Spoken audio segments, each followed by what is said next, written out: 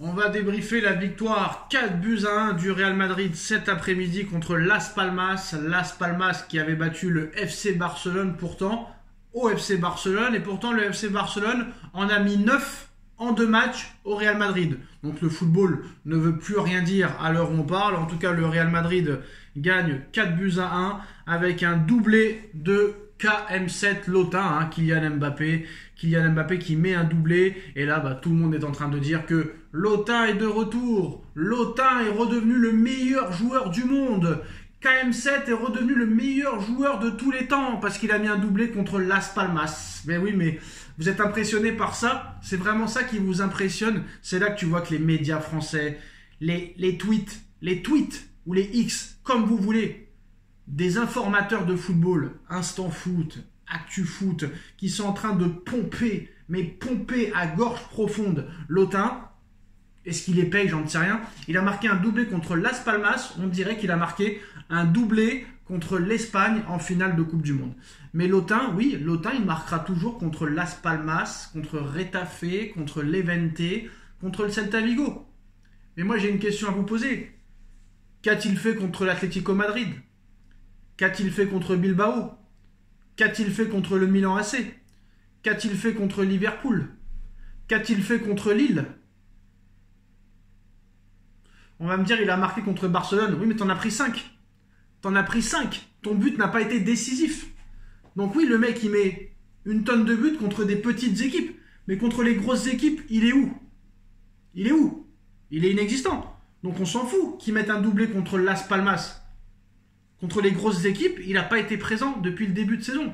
Et le seul match contre la soi-disant grande équipe de Barcelone, mais moi je regarde le classement, le FC Barcelone n'est ni premier ni deuxième.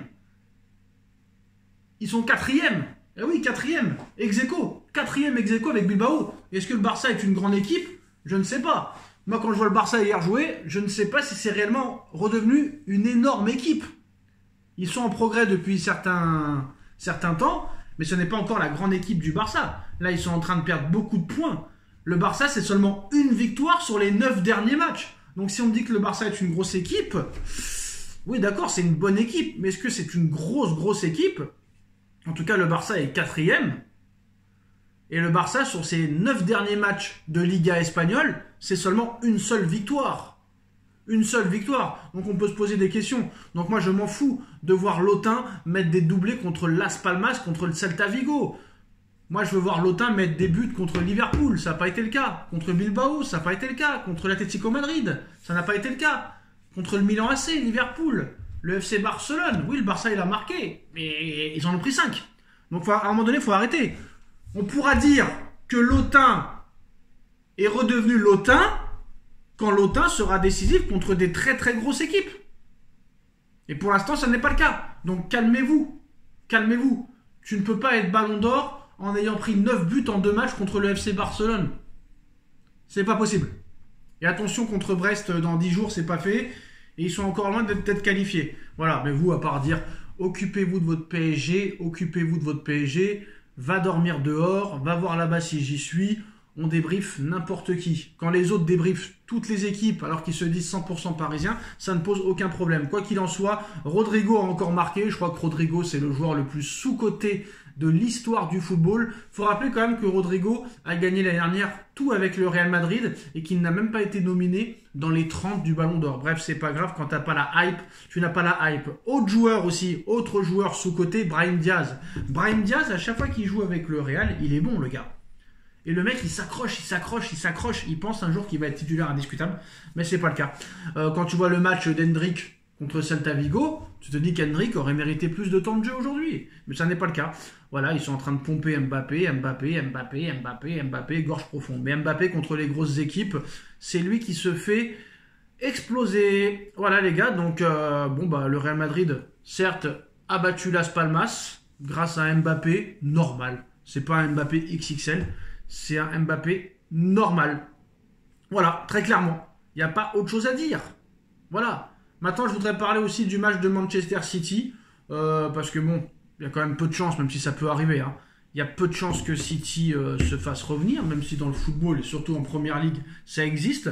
On va pas parler de Manchester United, qui en a encore pris 3 à domicile contre Brighton, mais je vais parler surtout de la première mi-temps de haute qualité de Manchester City, de la prolongation d'Erling Haaland. Alors pour rappel, Paris Saint-Germain, Manchester City, mercredi soir, 21h au Parc des Princes.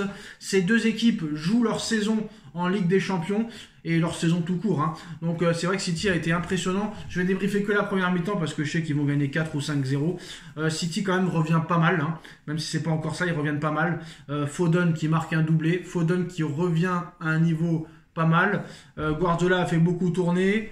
Erling Haaland a prolongé son contrat jusqu'en 2034 de 9 ans et va toucher 4 200 000 euros par semaine, 57 millions par an. 57 millions par an, si c'est le Paris Saint-Germain qui avait fait ça, mais qu'est-ce qu'on aura entendu? Et c'est bizarre, Haaland il prolonge à City de 9 ans et les dirigeants du Bayern, on les entend pas. John Textor, on l'entend pas. Pablo Longoria, on l'entend pas. Olas, on l'entend pas. Laporta, on l'entend pas. Ça veut dire que tous les clubs peuvent prolonger, recruter qui ils veulent, sauf le PSG. Le PSG, ça pose problème. Kvaratskhelia, oh c'est honteux, c'est un scandale, c'est inadmissible. Par contre, Haaland, 57 millions d'euros par saison, 4 millions d'euros par mois, c'est normal, c'est pas grave, c'est comme ça. PSG seul contre tous. Voilà, City revient à un bon niveau et ça va être vraiment très compliqué. Voilà. On va pas se mentir, ça va être compliqué.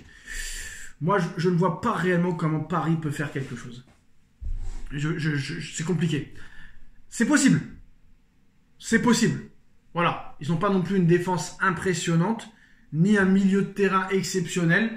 Il y a une possibilité de faire quelque chose. Mais ça risque d'être compliqué. On va quand même y croire. Donc voilà. Donc City qui revient bien. Le Real qui revient aussi à la hauteur de l'Atlético Madrid. Maintenant, je voudrais parler aussi de Manchester United très rapidement, qu'on a encore pris 3 à domicile. Alors là, il y a un vrai problème. Je crois que c'est vraiment les joueurs, là, parce que tu auras beau changer d'entraîneur tous les jours, ça ne changera rien. Manchester United est 13e du classement. 13e du classement. C'est incroyable.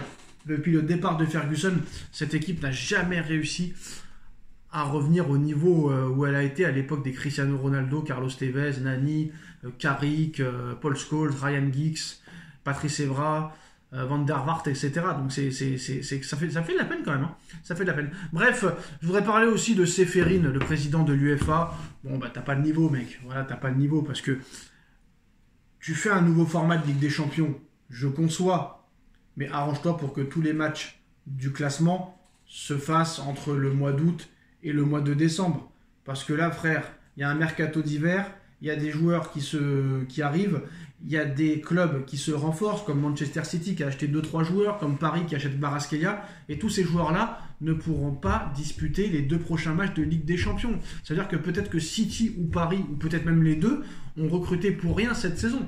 Vous imaginez si le Paris Saint-Germain se fait éliminer et ne va même pas en barrage?